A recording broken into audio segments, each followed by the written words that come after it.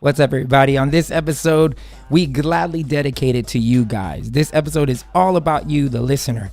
We wanted you guys to know what we have in mind for this season and what we wanted to bring to you guys.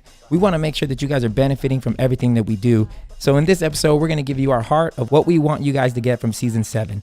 We read off some comments that you guys have left in the past, some messages that we've gotten that have really inspired us to keep going. And so we wanted to share them with you guys and let you know that what you do, what you say, how you support us matters and means the world to us. We hope you enjoy it. Here is Nights at the Round Table. And welcome to another episode of Nights at the Round Table. Tis your boy, MANWELL'S. Oh my God, I just realized I didn't do this for the last one. Rude. And it was the opener. It was the season opener. No, this is the season opener. To the left is my queen, Angela Johnson. To the right, the homie Be Real. Yeah. So we in here. We're drinking the same thing as we did in the second episode. Y'all don't know that because this is coming first. But we doing Loma Negra, and it was good, a good rosé. So we just decided to mash it Finish it off. I know. Rosé is one of those things for me. It sneaks up on me sometimes. Like I'm like, yeah, Angela's feeling good. tipsy. Oh yeah, it snuck. It did all the sneaky moves on me. I still got responsibilities tonight. Man, shout out to everybody that's listening. We love you guys so much. Shout out to the Patreon people. We love you. Thank you for being a supporting factor and making this what it is. If you guys want to learn more about it, it's in the description, a way to help and support us. And hey, if you're watching this on YouTube, please subscribe, hit the bell so that you can get notified that we're posting something new. If you're on all the other places from Spotify to Apple to anywhere you listen to, please consider subscribing and writing a review, giving us some 5 stars. Yeah, leave a review. It totally helps us. We actually jump up on the algorithm. So we appreciate you. We love you guys for doing that. On this episode, it's the first one of season 7, which congrats. Yeah. We're on season 7. Congratulations.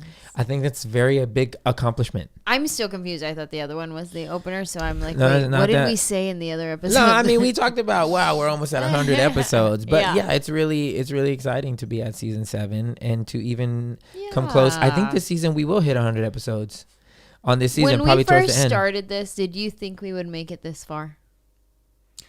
I don't know. I hoped it. I didn't really, I try not to think like, oh man, it's gonna end, especially when I'm hearing from people like the messages that we're getting. Yeah. I'm like, oh shit, I kind of feel like I don't want it to end, which is, I guess that's why I'm so like, God, please, like, blow this thing up, which is literally is writing into what this episode is about, which is what we see for season 7, like what we're hoping. So I'm like going right into it, which is the absolute desire for this thing to blow up. And it can only happen by people that are listening, that share the content, that like, subscribe, all that crap, which is, I hate saying it, but it's like the only way that, podcasts grow. And so I was talking to one of our Patreon members, and she was asking, like, what, I would hate for this thing to ever end. Like, why? What would be a reason why it would? And I'm like, well, if this thing isn't the main thing of all of our lives, like if Right. the fear comes that if we can't make it financially viable, then when something comes financially viable, that's gonna have to take our attention because we're not making enough money here. Yeah. And I'm like, I hate reducing things to money because I wish we were all rich and this can just be something that we do for the ministry of it all, because it literally makes me feel like I don't want to quit, because there's real people, like life-changing things actually happening. And I haven't felt that, or at least I haven't been able to hear it until starting this, because after music, I kind of just went silent. So that idea of being able to make it profitable so that we can focus only on this is my dream, but that only happens through people supporting the podcast or having over 10,000 downloads, where we can now, all of it, charge, advertising, but all of it revolves around people who are listening, you who are listening, to actually share it with your friends, like, subscribe, all that dumb stuff that you always hear YouTubers and you always hear people saying, hit the bell, make sure you have notifications, blah, blah. And I always wonder why they say that. And when they break it down, they're like, man, it affects the algorithm. That's what it does. When people are saving it, subscribing to it, sharing it, it makes the algorithm Yeah. think, oh, people really like this. So my hope is that somehow, some way, that we continue to create content that not only inspires us to just tell people what God's doing in our life, but that it creates this like cult-like following that really, really, really feels that when they're at the table that they're doing church. Mm-hmm. Some of them have caught on to that, like, this is my church. Mm-hmm. The word that God gave me when it hit my head was new church. Yeah. And people being able to, Blasphemy, you're not ordained. it's people. Well, people always tell me like, yo, you'd be a good pastor. I was like, bruh, that's not happening. I've seen what happens behind the scenes. Mm-hmm. I will not ever do that. I remember when people used to tell you that on the road when you would be with Group 1 Crew and we were married already, and people would say like, I think you're going to become a pastor. And I'm like, I rebuke that.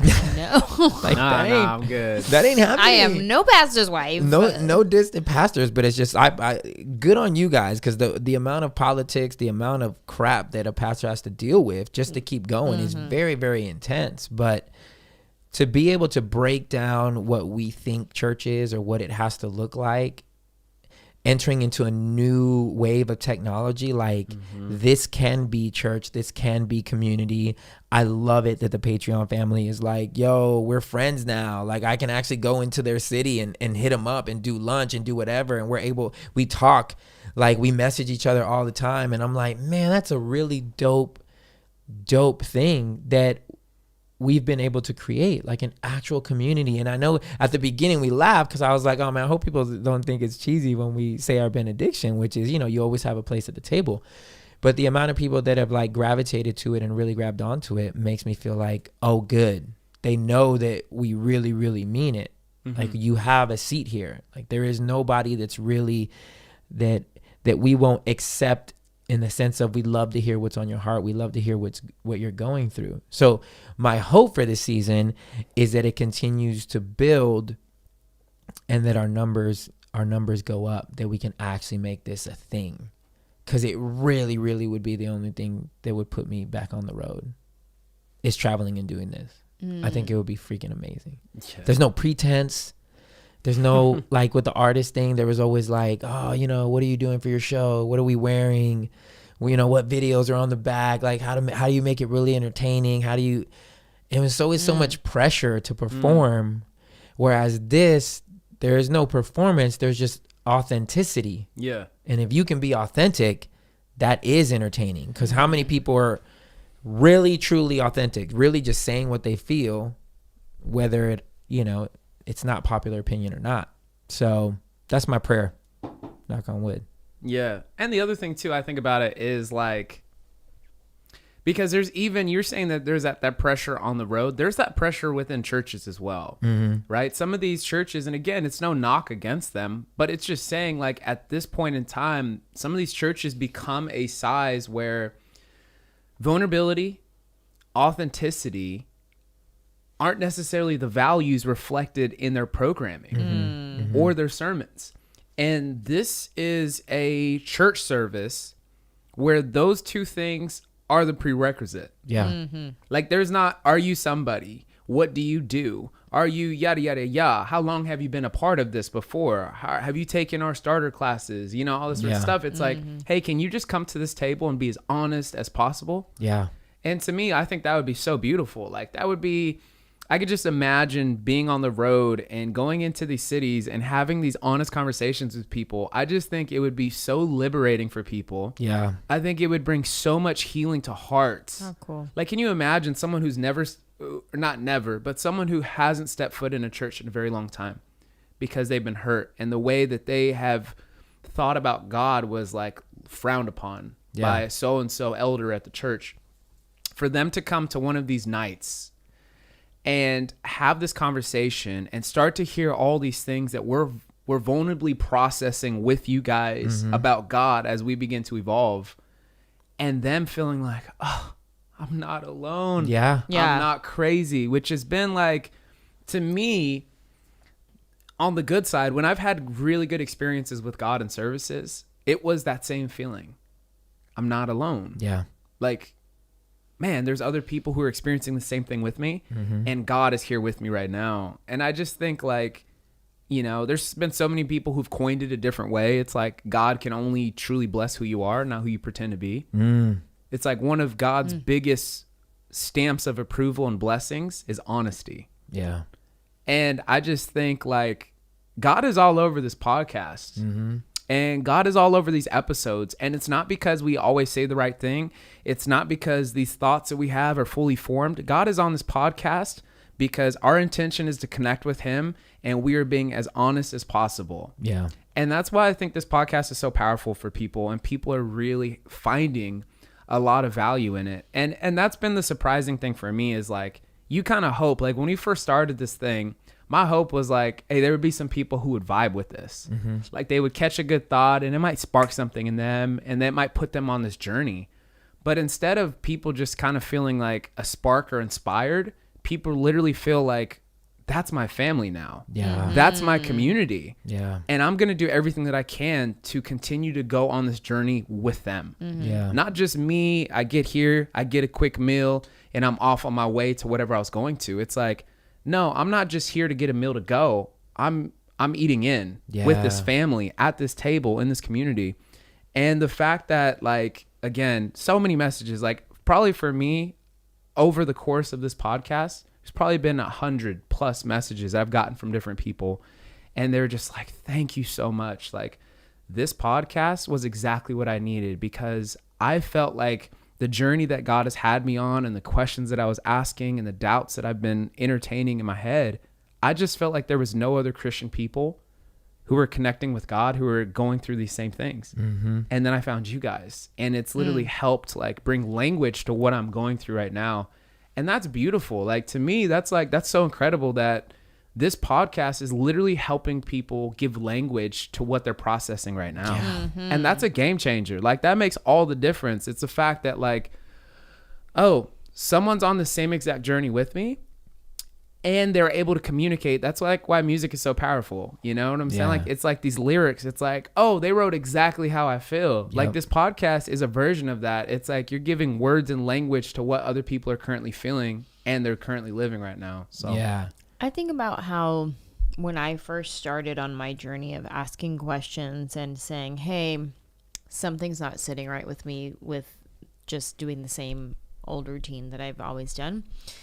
If I had this podcast when I started asking questions and when I felt alone and when I felt scared to even ask the question or to even step away or cut ties or whatever it is, if I had this podcast, this would have been so helpful for me. So the fact that I am doing this podcast and that I'm doing it with my husband is a big like testimony for me, because, you know, we started our journeys at different times of calling into question some things that we don't agree with anymore. And so I feel like just the fact that we're sitting here at this table and being open and honest and saying things that we never would have said before or questioned, or, you know, even saying the word chakra, you know what I mean? Like back in the day, like, no, that's new age or that's witchcraft or that's evil or whatever, like chakras.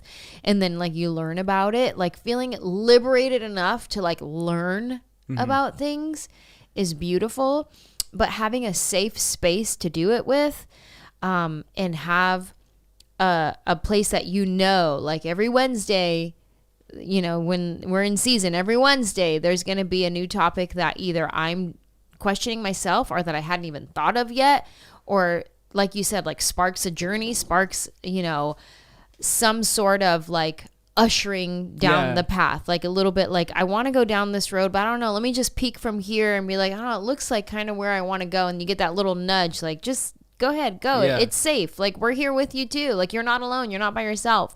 And I go back to this vision that I had in my head when I did first start this questioning and being like, oh, I don't know if I agree with this. And I had this like visual of me as I was cutting ties with people and ideologies and things like that, on this little boat out in the ocean. And for some reason, I always see it off the coast in Florida for some reason. I don't know what that means. Write that down because you can probably interpret it later. But I would always see me in this little boat, like off the coast of Florida, and like in the night, it's always dark and just floating further and further and further away. And I could see the lights of the city, and then they get smaller and smaller and dimmer and dimmer. And it's like, great. Okay. I've cut myself off of what I no longer believe, but now I'm just sitting here alone and I'm out in the ocean and I'm out by myself, and now it's scary and it's dark. And it's like, the point is not to be alone. And that's what they would talk about, like in church and stuff. Like, the enemy wants to get you secluded and get you by yourself. And so he could defeat you and all the things. Yeah. Like, the point is not to be alone in my ideas and my thoughts, but to find out what I believe and where that community is as well, and know that I'm not alone. So it was like almost like reeling back in on the boat, like bringing the boat back to the island. But that doesn't mean when you come back to the land, you have to do the same things you always did before. It's just, you can find community in a different way. You can do things differently and still connect with God and still feel like I am loved by God. And I would always think too, like, as I have grown and evolved, and I call God different things, and I call God creator or divine, or just sometimes I feel better saying creator of the cosmos rather than I say Jesus. Sometimes I say Jesus. I go, oh, thank you, Jesus, or yes, Jesus. Sometimes I say that, and other times I just say creator of the universe, because that feels so like magnificent, and it feels like bigger than the box that I've kept God in this whole time. And so sometimes I would feel guilty for not saying Jesus, right? And then I got this picture of me saying creator and saying divine and saying all the other words, and Jesus being right next to me, being like, yeah, say whatever you need to say. Yeah. Just let's connect. Let's be here. Yeah. What do you want to call me today? Okay, good. Creator? Cool. Homeboy? Cool. You know what I mean? Like, it's just, it's a beautiful journey when you give yourself the freedom to go on it, you know? Yeah. So you guys on, do you go, were you going to say something? Yeah, I was going to add to that. I call him Sky Daddy. No, I'm just kidding. However, you really need something, it's Zaddy with a Z. Sky Zaddy. I'm going to need this new Tesla Cybertruck next year. But no, what I was saying was, like, kind of going back to New Model, this reminded me of something, and this was an amazing illustration from my pastor, Jen Toledo, and she was talking about, for the most part, when it has come to the way that we structure church and our programs, it is like the game of Jenga. And what happens in the game of Jenga is, obviously, you build this tower, and then you get to pull out one, you stack it, and then when it all falls, what do? You build back up that same Jenga tower, 3 by 3 by 3 by 3. And she said, I feel like the church right now is in this place where God is saying, you don't have to build the Jenga tower back up again 3 by 3 by 3. You can build this Jenga tower however you want it to look. Like, let's create. And as a matter of fact, you don't even have to use the Jenga pieces. And to me, I think this podcast is not building that Jenga tower the way it's always been built. Yeah. That it is us exploring, what if we could actually create and build something that's different? Yeah. And as a matter of fact, we're probably trying to color outside the lines, and we're thinking, do we even need to use the Jenga pieces? Like, what would that look like for us to dream about what church looks like now? And not too many people are able to really dream. Like, there's probably some people listening right now, they can't even begin to visualize what a model would look like outside of what they've always known. Yeah. And to me, I think that's what God is inviting us into. And I think that we accepted that invitation in doing this podcast. And slowly but surely, it's like, this is building something that is different, but it has the same essence. Yeah. And I think the beauty of it is that it is, I was going to say listener supported. It sounded mad K-Love right there. It is completely and utterly supported by people who rock in the same way. And the danger always, and I always used to hear this, like, because I was in the Christian industry so long, and there was always artists that are like, I just want to do something that's just out of the box. Every time I heard that, I was like, you are so full of crap. You don't want to you want to, but you will get scared back into the box because you're going to quickly realize that you cannot make a living outside of the box. You just can't. You have to be more in line with what everybody thinks to make a quicker ascend to winning, which is why worship music always wins way faster, way bigger, way whatever, because there's zero doubts that this is Jesus music. Whereas some, hip hop or other type of genres are more like, is this God? Is this not God? You know what I'm saying? It's a thing. So I feel like the danger always comes in that once you start succeeding and once you start more eyes are on you and obviously with more eyes comes more hate, that you don't buckle under that pressure and that you remember, hey man, we started this creating a safe space for people. And no matter how many people come at you saying, oh, you're not condemning enough, that you stay the course and keep it a safe space for people to have dialogue that would never, and this is what I pray for us to be in those crowds, to tour this thing and never be afraid of who is going to be there. Because I know for a fact, there have been places that I've been in, there's places of worship, churches, that if girls showed up looking like strippers, or if dudes showed up looking like drug dealers, and they spoke a certain way, and they talked a certain way, somebody cussed, if somebody did something, there's just no way in hell that the people in that place would not react or respond. Think about it. I don't know a single church that I've been in to have somebody came in, literally walked down the aisle and be like, hey, what the fuck is this really about?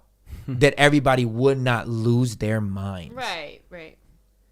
Where I'm like, if we're touring and we have somebody that comes in, hey man, for real, I don't know what this shit's about, but what the fuck really you meaning? That I'd be like, bro, let me tell you. You don't hear no, there's no, oh my God, in the audience. There's no rufflings. There's none of that. Everybody's like, yeah, tell him what the fuck's up, bro. Just tell him real. Just be real with them. Tell them what it's about. Imagine a space like that. I don't know any right now. And that's not, I don't want to act like I'm saying nobody would do that. I'm saying in the places that I have been, I don't know if somebody that raw and that real walked in and said it out loud that you wouldn't feel tense in the audience. Where to me, I think a perfect space of what a night's audience would be is people be like, yeah, I'll tell you what the fuck it's all about. With zero fear. Nobody's scared that he just said the F-bomb or that we said it back. Like, I just got a vision of us doing our first show, and me, the first thing that comes out of my mouth is shit, damn, fuck, asshole. And I'm looking across the crowd. I'm like, all right, who got uptight? Whose butt just clenched? Booty cheeks. You are the person. You are the person that's probably going to be offended because I just need to get it out. But what's funny is even as you're saying that, I can clench still. Like, and I don't know if that's just like training, Yeah. or whatever it is. But I remember a time we were at one church with Pastor Torre and everybody, and my brother Mitchell was dating this girl at the time, and she came to meet us at church, and she came straight from like a shoot or something. I don't know what, but she had like a very like sexy outfit con side boob showing y todo. Like she was just like very like hot stuff, like short, like all the legs were showing, all the cleave, everything. And I remember being a little like, oh my God, you're wearing that to church? What are you thinking? But nobody said nothing to her. Pastor wasn't like, get this girl out of here. He was just, everybody come, do whatever you do. But me, and I like to think I'm all liberated and whatever, I was like, oh my God, I can't believe she's wearing that church. Yeah.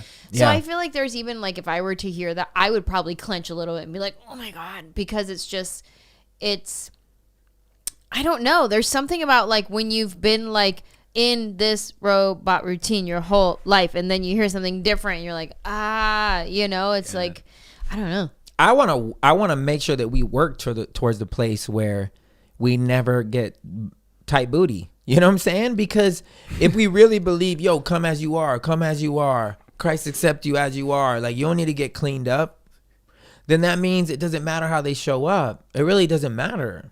It doesn't matter how they show up. I want to get to a place where we can sing worship songs and also sing "What's my favorite word, bitch?"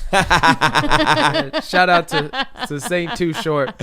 But wait, you guys gave a good of what the pod's doing, but now tell me what you hope for this season, because I want to set intentions. I really do want to set intentions.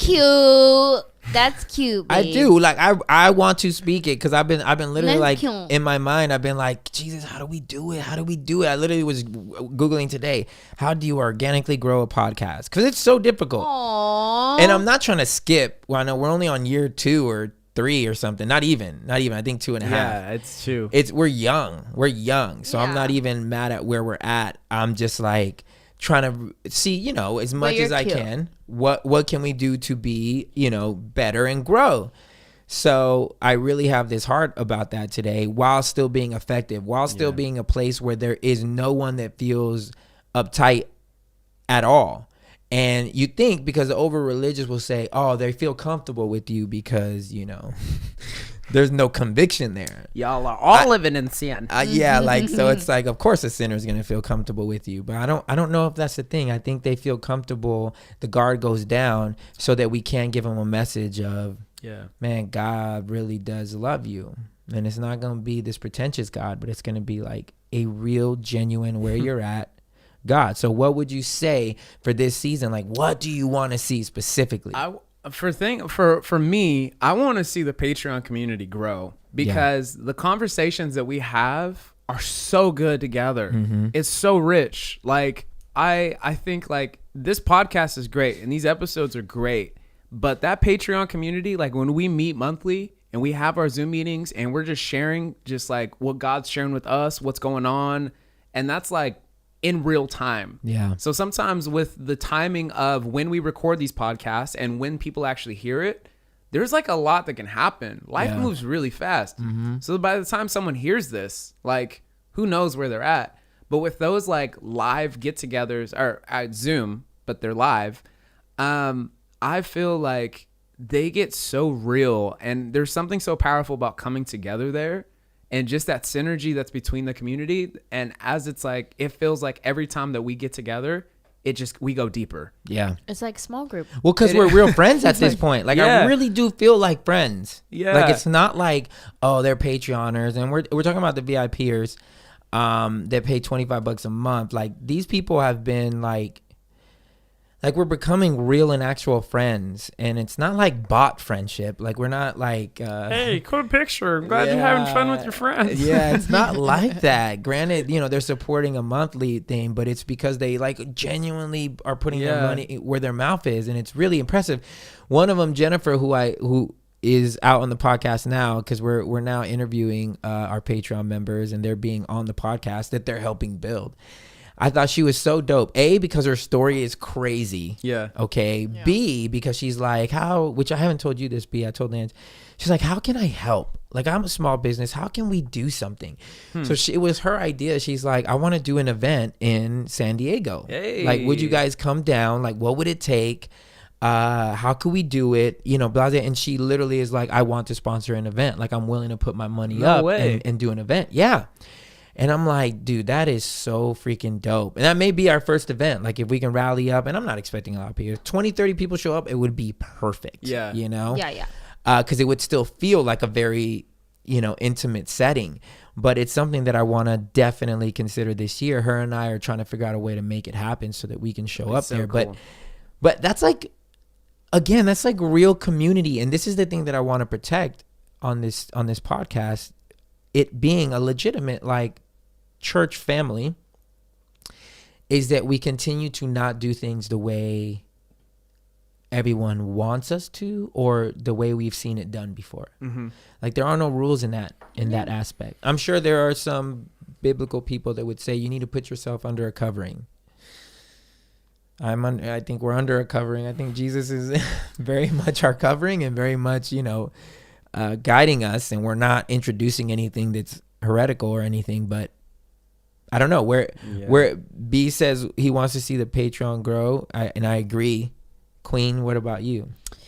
I want to see more messages from people that are where I was, that are like how I said earlier, like I wish I had this podcast when I started asking questions. I want to see more people like that, like, thank you, this is what I needed because, and then basically see me of like 5 years ago who was looking for community and was looking for help, which is what we've talked about already. We've been seeing those comments and messages from people, but I think I want to see more of that. Like, everyone who listens is in a different place in their life, and we have, Democrats, Republicans, we have people in the church, people who don't go to church anymore. We have all kinds of different people that listen to this podcast. And I think I want to see a lot of like where I was, and I feel like I would be helping a lot, like helping me, almost like inner child work, to be honest, like where I'm being gentle with myself and teaching myself and allowing myself to ask these questions and to go on this journey, and to see someone else who is also asking these questions, to be able to offer my hand to them and be like, I got you. Yeah. Like I was there where you are, and let me help you. Let me teach you what I've learned. And maybe you agree with some of what I say, and maybe you don't. Like, that's fine. I think I would like to see more of those comments and messages. And I think my favorite compliment that I get is when people just tag a friend in my comment section. When I post a video of our episode and people just say, at so-and-so, check this out, or this is what we were talking about. Yeah. I love seeing that. That feels good. Even if, like, I love the comments that are like, yes, because blah, blah, blah. Thank you for this video. I love those too. But there's something about when you tag a friend and you're saying, I think you would enjoy this. Yeah. That, I love that, because that reminds me of me being on my journey and looking for help, Yeah. So I think I want more of that. Do you log in? Because I gave you the login for Instagram. Are you logging in and looking at the comments? I don't as much. Or the messages? Thank you. Well, then you will get everything.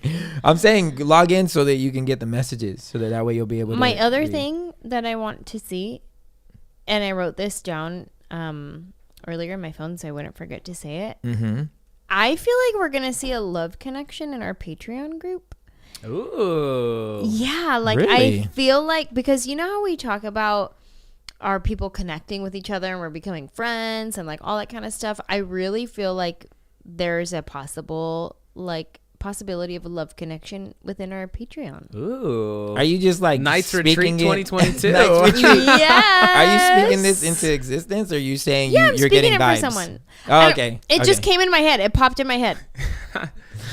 I think that's hilarious. A camp for our Patreon members. Like, what if we did an adult camp? Oh my God, that'd be so Dude, dope. like next year, like in the summer, like, there's those campsites and stuff, and it's just literally just like this, like, yeah, event where we're just all together and we record and we get to have a bunch of people on and actually like do life for just a quick moment in time together. That would be kind of dope. I'd be down. This is why I'm praying for overflow. Yeah, because when we can start saving money and doing this stuff for people, that'd be freaking dope. Be fun. I really want to do that. The theme of this is what we would like to happen on this season, mainly for you guys. So we want to read some things because we love it when you guys send us messages, and we want to shout you out. And this is from Madeline De Leon Gomez, and she hit us up on Instagram, and she said, "Your podcast is setting me free. I did Oh, that. I love that. I did that because there's periods after everything. I'm the same Madeline who commented on your Facebook Live the other day. I went live the other day after all the craziness on my Facebook. Going through separation and stepped away after Bible college and 20 years as a worship leader and Christian artist. Between separating from my husband and being vocal about Black Lives Matter, the church we attend for our entire 13 years of marriage abandoned me. I have an atheist friend, and this is why this is important, because on my feed there was a girl that made a comment that she was like, when I had to step away from the church, when I had to whatever, the only people that were there for me were my 2 atheist friends. When she got a divorce, like the church kind of abandoned her.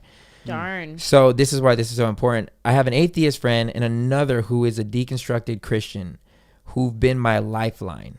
I also found a book called Untamed by Glennon Doyle, and it's been huge. I noticed Angela follows her, and it made me feel so safe and hopeful.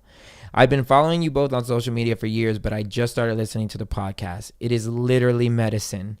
I feel supported by you all, even though I don't know you.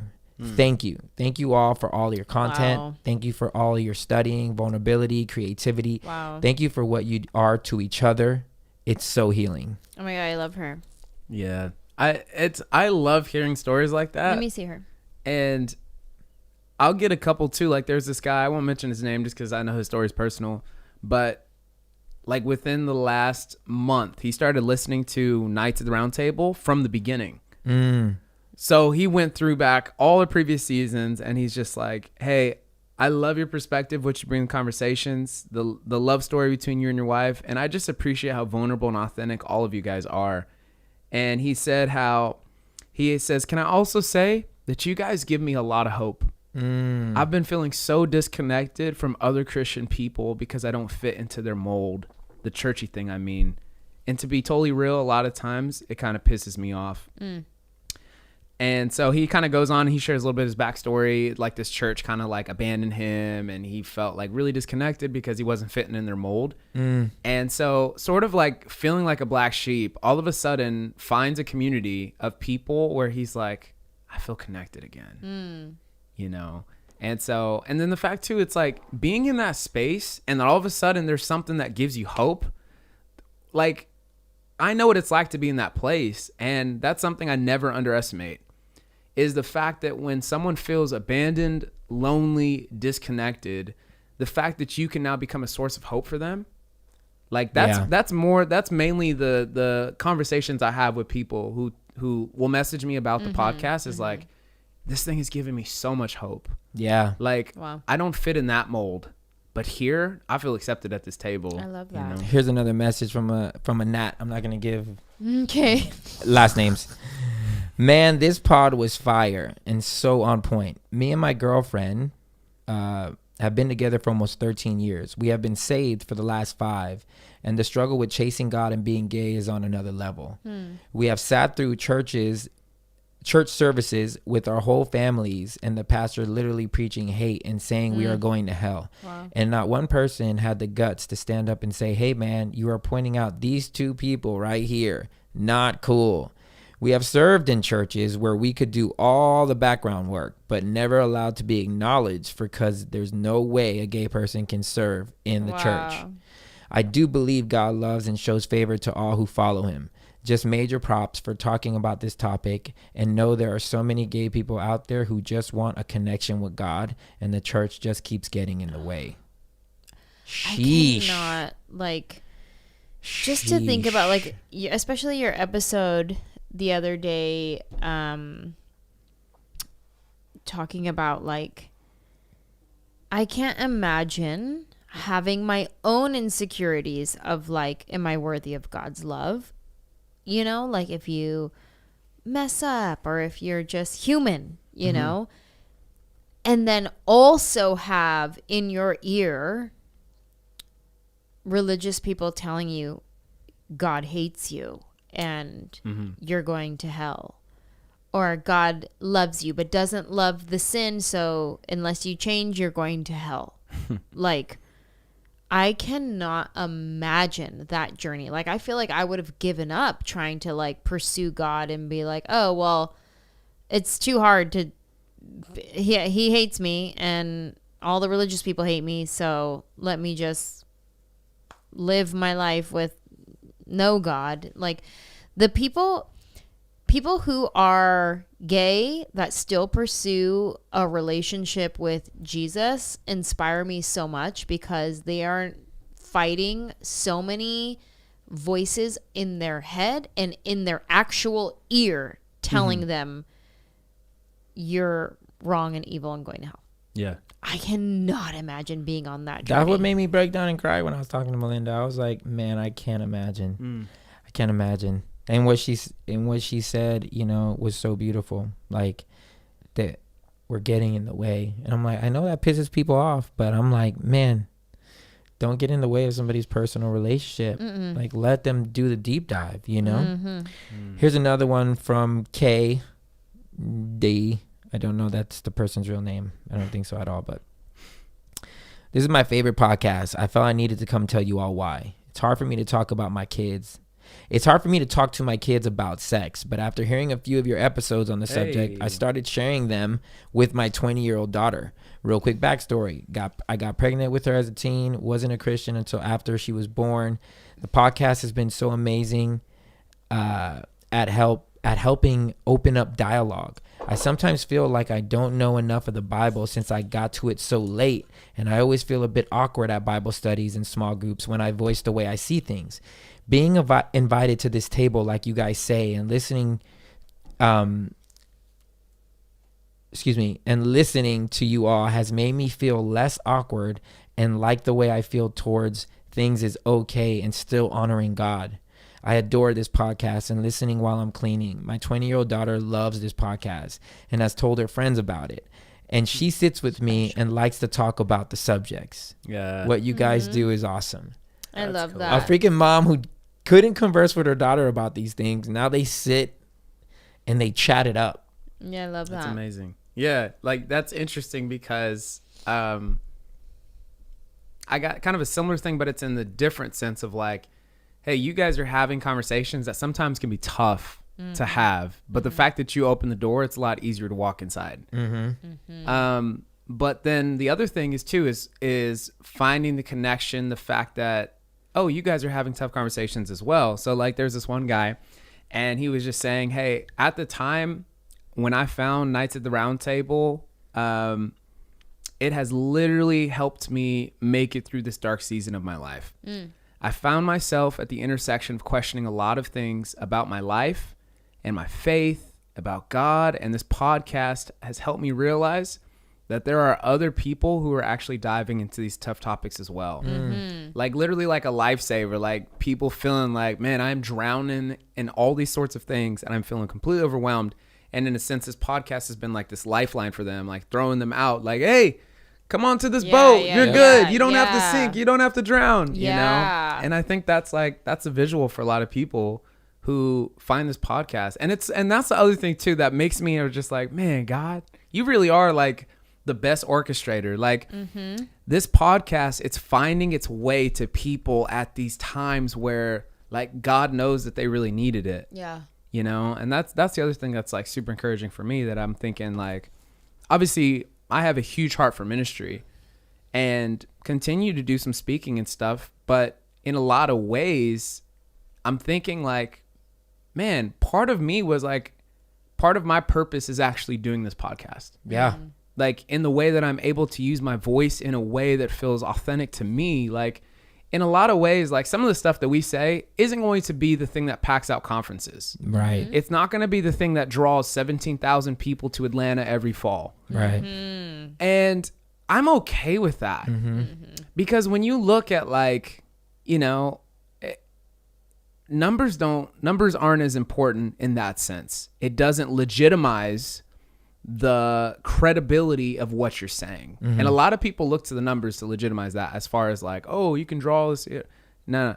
Like when you look at Jesus, like, and you look at his lifestyle, like, dude, he was spending his time going deep with not the crowd. Yeah. It was these people who were on board, and those people who are on board are the people who change the world. Yeah.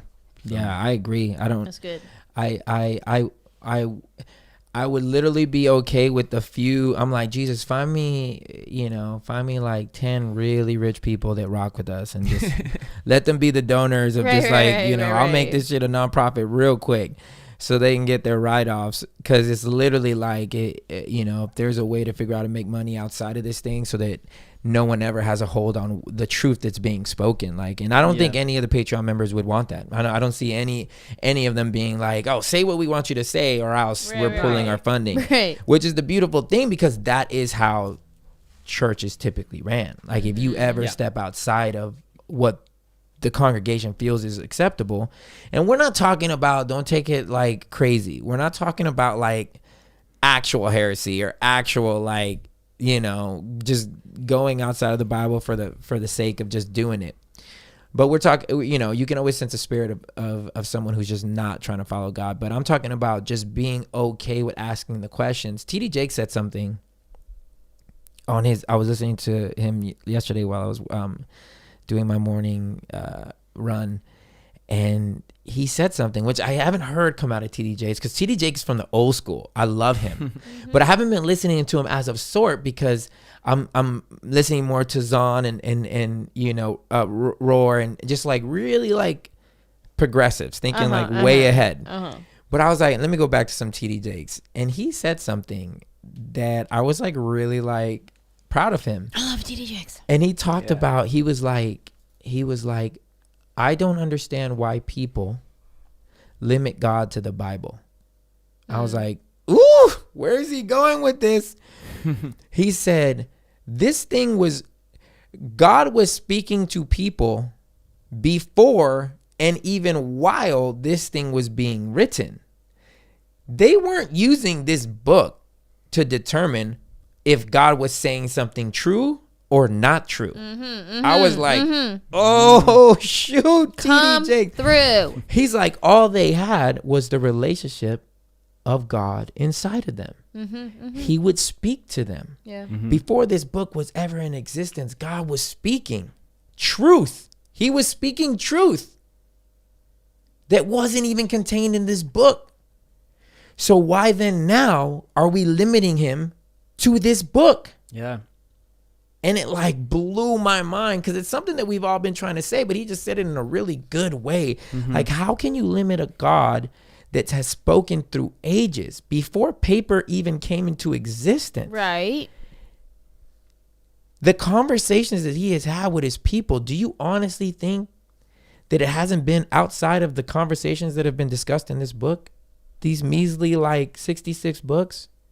The God of the universe that has been speaking since time began, since Adam and Eve, the amount of conversations that he has had with his people.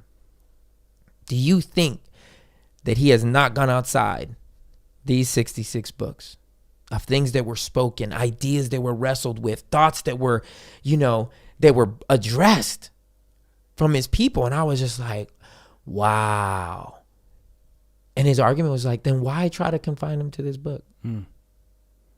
And it's almost like borderline to what a real Christian would be like. Right. Oh, that's heretical. That's right. The word of God is infallible. Yeah, it's what it is. Like, you can't go outside this book. It says it in Revelation. But I'm like, man, it just made it was really, how do you say? It felt good to hear an old schooler say that. Yeah. Because it's what us new schoolers are really like. Yeah. Addressing and dealing with. Yeah, it's. I remember I heard this one guy say it. He said, "The Bible is true. Like, what you find in the Bible is truth, but not all truth is found inside the Bible." Ooh. And so that's another way to That's put facts too. Yeah. Ooh. I remember I had that argument with your cousin's husband once. No. Cousin's husband. You don't remember? What happened? Remember, I was talking with him at the kitchen, and our kitchen. Yeah, yeah. I wasn't there. You were the host. I wasn't there. And I love him. I mean, I didn't have no problems with it, but he was adamantly. I was like, so you think everything that God ever wanted to say to us was in this book? Yes, I believe it's perfect, and I believe it was ever. I was like, So there's no other conversations that Jesus had with his people that you don't think that it could be profitable for us. And he was like, no, if it was profitable, it would be in this book. And I was just like, I couldn't even continue the conversation. I was like, but you did for 4 hours. That's what my cousin texted me.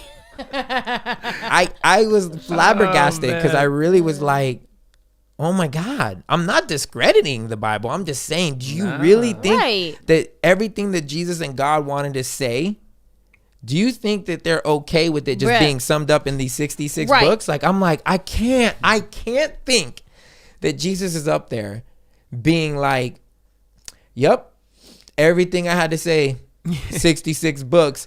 I imagine him up there being like, damn, I wish y'all would have wrote this down. Like, I wish you would have wrote this down. Or he's like, y'all did, but you kept it out. I wish you would have kept it in. Imagine how many conversations he had with so many close people to him that I could imagine him being like, man, if y'all only wrote this down, it would clear up this. If you only, I said this. Remember when I did this? Remember when I healed this person? Remember when I accepted this person? Remember when I did all these things that didn't make it in this book? Yeah. It would completely change the way y'all saw each other. It's funny because, like, for me as a coach, I coach kids and I'm telling them, hey, this is what I need you to do. This is where I need you to be. I write it down on a piece of paper. I walk them through it. We watch it on film, and then they still forget. They only get a little bit of it. They still forget. And I'm like, how could you miss this? We just went over this today. Yeah. Then when you look at the process of writing scripture, like, you're talking about like years upon years, 50 to 100 years of writing down these stories. Mm-hmm. Right. And you don't mean to think that they missed out something, you know? And it's not to say, like, and again, I think all of it's important because he's important. Yeah. But like, who writes it and essentially says, hey, if we were to actually write down everything that Christ did and said, the libraries of the world can contain the amount of books. Mm-hmm. Mm-hmm. Like, that's really it. And so that's funny that he wanted to. Oh man, I think it's beautiful. I just got this message today, which I think it's fitting to talk about this towards the end. A nice young lady named Anna. I'm not gonna say her last name. Okay. Even though I'm messaging everybody who I read their stuff, asking if it was okay or if they want me to edit it. Hey y'all, I'm sure you've thoroughly covered this, but I'm a new listener, follower, and wanted to say thank you. Thank you, Anna. Just so you know who you are. Gracias. You literally, I wanted to say thank you for literally just existing. How beautiful is that? I saw this post attached on Facebook, surprise, surprise, and was wondering if y'all had similar experiences, feeling guilty for being happy doing non-worship, non-church things after being raised in a culture where this is used to as a way to strip others of their power over themselves and of their joy. This is deep. It took years of therapy for me to be okay feeling joy and not to worry that God would smite me for finding happiness in non-church things. Pretty twisted, right? Anyways, thanks for who y'all are. You rock. And then she left this attachment by Elizabeth Elliott. The fact is, as believers, it is not about us. It is not about my happiness, my joy, my well-being. It is about the glory of God and the kingdom of Christ. The only means to real joy and contentment is to make his glory the supreme objective of my life. So that's what she read and she was commenting on. Like, is it weird to find joy outside of this? Because this thing is like, my only joy is the glory supreme objective of my life. Right. She's like, do you guys feel guilty finding joy outside of quote unquote godly or churchy things? Sure. And I feel like this is more like a thing about definition. So kind of like what you were talking about earlier, or I think maybe in another podcast, where you started realizing, and we started realizing, God is bigger than what we've been told. So finding joy in the stars, in rooting yourself in the grass, in nature, in new ways of experiencing God outside of what our mainstream Christianity would say is godly, quote unquote. We don't feel any, I think more so now we're realizing that, man, he exists in places where people have deemed before that he was not there because it didn't fall in line. So I find joy in I find joy in my car, and it's a material thing, but I find joy in it because it takes me places with Jesus that I didn't think would happen, What this reminds me of, where you find yourself worshiping to a non-Christian song, where all of a sudden this Bob Marley song comes on the radio and you're driving down the freeway and maybe you got the window rolled down and the wind is blowing through your hair, and all of a sudden you're like, is this love? Is this love? Is this? And you feel it in your soul, and your hand raises to the sky and you're like, is this love? And you feel it in your body. Yeah. You feel joy. You feel warmth in your body. You just feel goodness just radiating from your soul throughout your body. Is this love? Is this love? And it comes all the way from your throat to your face, and it just comes out of your body. You're not singing about Jesus, the ocean. You're not singing about his love. You're not singing about anything. But whatever this Bob Marley song is, whatever this Bruno Mars song is, whatever song is, but it's doing something in your body and goodness is coming out. I believe that is God. 100%. Remember the other day I called you from my drive? I was like, babe, I was just crying listening to Ed Sheeran. This song, I'm on my way, driving down, whatever. Have you heard that song? Yeah. The Castle on the Hill. And I was like, man, babe, he was just talking about going back to where he was from. And it was such a beautiful song where he was like, I fell down a hill. I remember the perfume of the grass. I broke my arm. This is what we did when we were kids. Who knew that I'd end up where I'm at? And I was like, man, it made me think about that kid back in the day where I was like, who knew, babe, that we'd end up, and not that we're Ed Sheeran level. Okay. But the fact that we never thought we would end up where we're at, I was just bawling because little Manny me, when he was playing in hills and, breaking his arm, for a million years would have never said I'd be here. And it ministered to me so much. I had it on repeat for the rest of the drive, just crying, screaming the song. It was such a beautiful moment. Oh, God. Shout out to Ed Sheeran. Yeah, so I would say to that person who commented, like, I find joy in all kinds of things that are not only not in the church or not in the Bible, but things that the church would call witchcraft or new age or evil, like meditation. I find lots of joy in meditation. I find lots of joy in, just all kinds of stuff that is old. Angela would have been like, that's evil, that's wrong, that's not good. But when I have a conversation with someone about, oh, the moon is moving into Taurus and whatever, like back in the day, I still don't understand a lot of it, but like back in the day, I'd be like, oh my God, you don't subscribe to that, do you? Yeah. But now I'm just like, oh my God, this makes so much sense. Thank you so much. It works. I know. That's the thing too, that like, I think at first I felt guilty about it, like finding God now in new places and new faces and, all of that. And then it just like really dawned on me that like, man, life is so big. Life is so beautiful. It can be.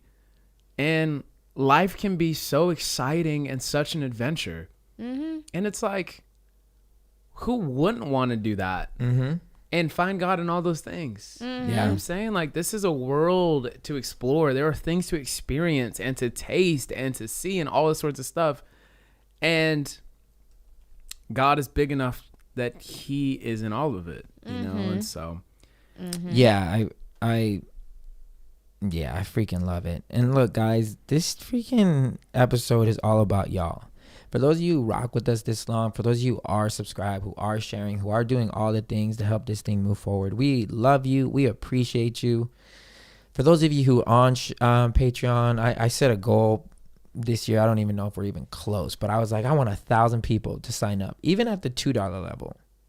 Even though, ironically, most people are not at the $2 level. They're actually giving more. That's awesome. Which is amazing. But if 1,000 people showed up at the 2,000, like that $2 level, that's a lot. And $2 is the reason that I even did $2 is because I don't think anybody will ever be in a place in life where they're like, I really need to keep those $2. You know what I'm saying? I need those $2 to pay some bills. I don't know if anybody, if you're, if you have internet, I don't know if you'll ever be there. Yeah. Right. To where you're going to want to pull the $2, which is where I'm like, yo, the smallest thing helps. Could you imagine if 2,000, 3,000, 4,000 people just gave $2? Like, you wouldn't even miss it. It would be insane. But, it is what it is. I hope we can reach that goal this year, 1,000 people to do it. But it's really more about if people are moved to do it. And I don't, I'm not going to think any other way, but utterly grateful for everybody that is supporting people. It doesn't matter if you're in Patreon or not, just people who are listening, people who are sharing. Like, we love you guys deeply. And we're going to read another comment. Reviews, which if you guys don't know, you can go to Amazon or Spotify or YouTube, subscribe, hit the bell, all that good stuff, and leave a review on Apple Podcasts. We have 426 reviews, 5 stars. Only a couple of 1 and 2 star reviews, That's couple a of lot 3. reviews. Yeah, out of all that, there's 13 Wow, we got 5 stars. That's cool. not so good reviews. But here's one from Torianne214, February 28th, 2021. Real, period. If you want some raw, real insight to spirituality, sexuality, relationships, culture, and politics, this is the podcast to listen to. Manny, Ange, and Brandon and Elise in season 1 give true insight on what it is to be a Christian, to be in the Christian industry and culture, and they have grown up in it and worked in it. They give reality to the standards the church has placed on its members and change the narrative on what it is to be a believer. I feel that fellowship I have gained with them through their podcast and Instagram has helped me in different ways as I analyze my faith and what God put me on this earth for. What is the core of every conversation they have? Honesty and love. Take the time and listen to it. It is amazing and you will be uplifted. I love it. So cool. Shout out to Torianne214. Which we will hopefully be bringing Elise back on a couple episodes. Yeah, she's supposed to jump in on this season. Do a Yeah. I had her on the Convos with Manny and we had good response. So she'll come back on an episode here. But she lives out in Huntington Beach now, so yeah. So she whenever out. she comes back into town, She we're out gonna here. have her back on, and that'll be awesome. She out here. But we love you guys so much. We thank you. We pray and hope that this is uplifting and really feeding your soul. And we also pray that You find a seat at the table, and that if you don't, you are always welcome at ours. Good job, Queen. Cheers. Cheers.